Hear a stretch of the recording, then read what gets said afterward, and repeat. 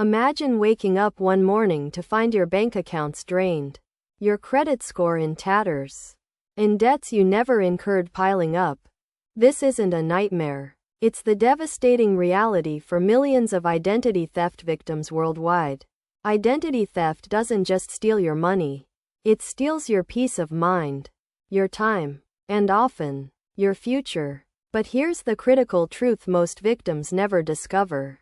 You are not powerless. You have powerful legal tools at your disposal to fight back, restore your life, and even hold those responsible accountable. Today, we're going to show you exactly how. The ripple effect of identity theft can be catastrophic. We're talking about months, even years, spent unraveling financial messes, dealing with aggressive debt collectors, and desperately trying to rebuild your reputation. Many victims feel utterly overwhelmed and simply give up, accepting their fate. They lose homes, job opportunities, and their emotional well-being suffers immensely. But inaction is the thief's greatest ally. Knowing your rights and the legal pathways available is not just about financial recovery. It's about reclaiming control, punishing perpetrators where possible, and protecting yourself from further harm.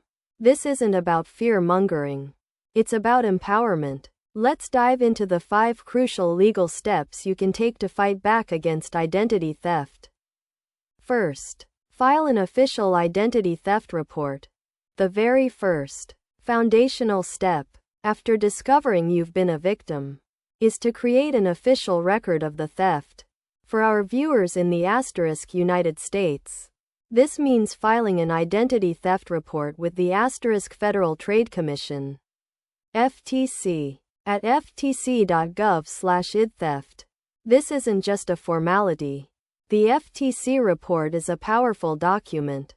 It generates a personalized recovery plan and, crucially, it's often required by creditors and credit bureaus when disputing fraudulent accounts.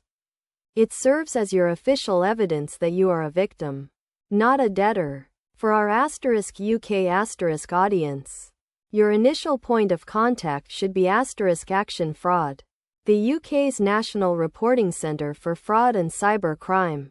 Reporting to them provides a crime reference number, essential for liaising with banks and other institutions.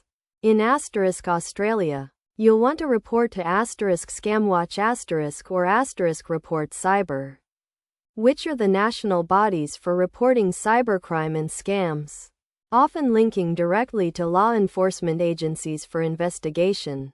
And for Canadian viewers, the Canadian Anti-Fraud Centre, CAFC, is your go-to resource for reporting identity theft, providing valuable guidance and support.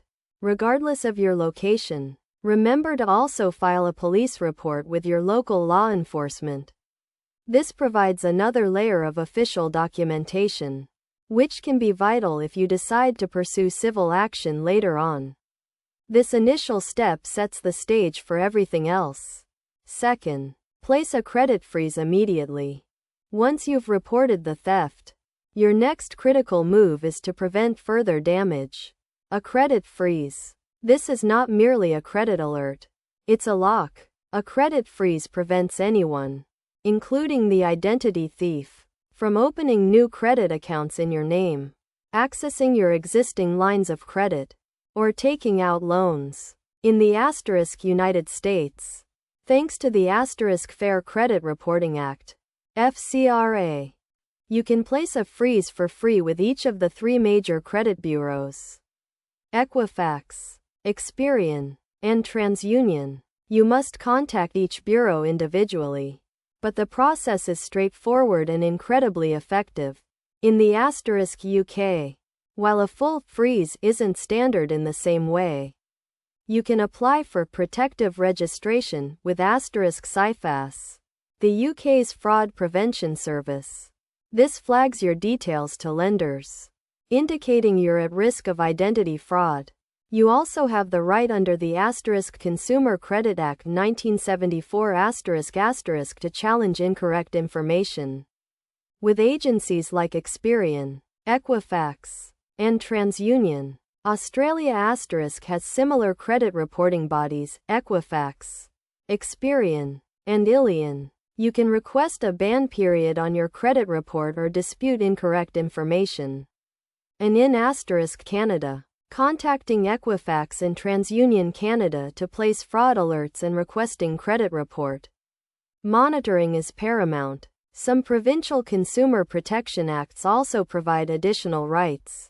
A credit freeze, or its equivalent, is your financial shield. Deploy it immediately. Third, dispute fraudulent accounts. With your official report filed and credit frozen, the next step is to methodically dismantle the fraudulent accounts opened in your name and have incorrect entries removed from your credit file. Let's be absolutely clear. You are not responsible for these debts. In the U.S., the Fair Credit Reporting Act, FCRA, is your best friend here. Section 609E grants you the right to dispute inaccurate or fraudulent information.